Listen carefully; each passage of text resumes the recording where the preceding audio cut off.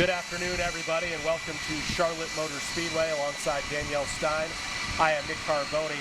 Of course, our plan all along, Danielle, was to preview the 67th running of the Coca-Cola 600, which we will undoubtedly do, but things took a tragic, sudden, and stunning turn less than 24 hours ago in the NASCAR family when it lost one of the greatest drivers and characters this sport has ever seen, Kyle Busch, at the age of 41. You cannot get to Charlotte Motor Speedway, you cannot get off exit 49, you cannot drive down Bruton Smith Drive without seeing Kyle Busch's likeness, and you see it here over my left shoulder. The Speedway has had that image up since last night. And Danielle, it's still stunning and hard to process, even when we look at those years of remembrance for Kyle Busch, knowing what happened yesterday. Absolutely. Knowing how young he was, knowing how active he still was, of course, in racing. This wasn't someone that, had retired or anything like that. This was someone who was still actively pursuing wins week after week. Just last week at Dover, getting into victory lane himself in the Truck Series. So having something like this stun the NASCAR community like it did, I think people are putting it to the magnitude of some of the greats that we have lost in sports, like losing Kobe Bryant, for example, someone who made such an impact on so many of the other athletes in their sport, as well as the fans and just the community at large. The loss is just immeasurable at this point. Yeah, and all the parallels, which will have sound from Richard Childress Racing, losing Dale Earnhardt 25 years ago, fans flocking to the shop last night as Kyle Busch tragically gone at the age of 41. Kyle Busch would have run the trucks race tonight. He would have been gearing up for practice right now. Instead, he is somehow gone, leaving a legacy both on and off the track. Let's take a look. Take whatever you can get, man. You never know when the last one's going to be, so cherish them all. Trust me.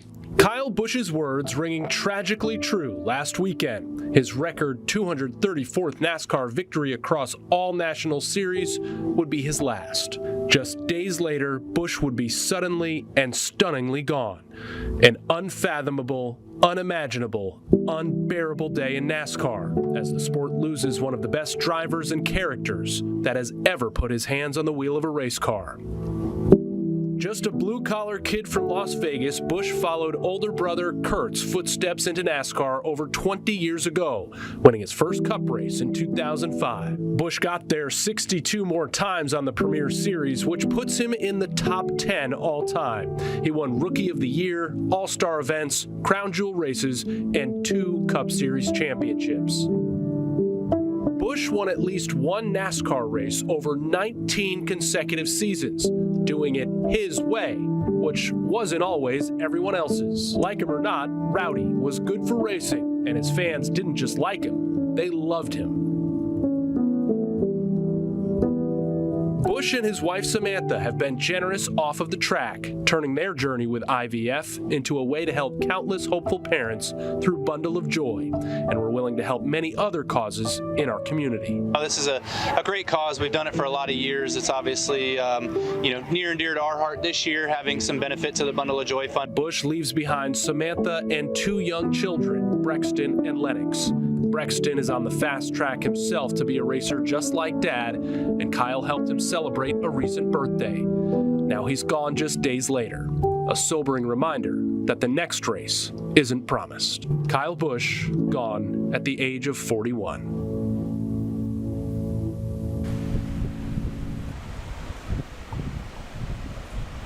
Danielle, of course, it is our job to react to news, even if it is tragic and close to home here in Charlotte.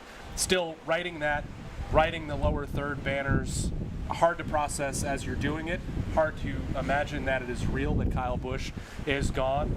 We're having a rainy weekend at the track, not ideal for racing, but really matches the somber mood right now. But we will talk to Senior VP of Communications, Scott Cooper, about how Coke 600 weekend, much like Rockingham in 2001 in the wake of Dale Earnhardt's death, can bring the NASCAR family together. Yeah, there really is a cloud hanging over Charlotte Motor Speedways this weekend, as you mentioned. It's just this somber feeling that a lot of the drivers that we're starting to talk to and hear from as they're coming to the track are experiencing those same feelings. Obviously shock, first and foremost, because this came so suddenly and unexpectedly, but also just devastation for losing someone who made such an impact on each individual driver in NASCAR in some way or another. Honestly, Kyle was someone who got under a lot of drivers' skin, and he was someone who was competitive with a lot of guys. So they're talking a lot about how, yes, it made them better because of the way that they were able to compete week in and week out. I just spoke with Ross Chastain, who is coming off of winning the Coca-Cola 600 from just last year, and he told me a little bit about his relationship with Kyle, as well as just the weekend at large, being back here in Charlotte as he's pursuing hopefully back-to-back victories in the 600. Getting ready for another race weekend here at Charlotte Motor Speedway, but there's a bit of a cloud that's hanging over with the loss of Kyle Busch. If you can kind of just explain how the drivers are all kind of feeling and banding together as you're approaching this weekend. Yeah, I can't speak for anybody else. I haven't really seen anybody yet, so knowing Kyle, my opinion is he was like the truest form of a competitor that I've ever raced against. So he raced all the series a lot of his career, and that's what I'm doing now at the spot in my career where I'm at, where I'm running all 3 races this weekend and have been for the last few weeks. So I feel like that racing is the best thing for all of us. I know it will be for me. Getting in the truck here in a few hours will be very special and relieving to get out there and race, because that's what we all love to do. He was a competitor and certainly did with a number of you guys, including yourself. What can you take from the way he approached the sport? Race more, race everything. He raced the quarter mile out here, like in Legends cars. He runs the micros up at Millbridge. He ran all 3 series as much as he could. They changed the rules because of Kyle Busch years ago and capped Cup Series drivers that have more than 3 full years of experience. Unfortunately, I'm living through that now. I'm capped at 56 races, and although 56 sounds like a lot, I want a whole lot more. So, I think that's what I'd take away, and just his driving techniques were just incredible, naturally talented, and I've studied him for years with the data we have. It wasn't fair to him that I was able to study him, but for me, it was a competitive advantage. You mentioned doing all 3, and you're getting ready for that this weekend. What about that becomes such a challenge? Obviously, this being a 600, that's just adding more mileage to your weekend, but how cool is it to get to take on a challenge like this?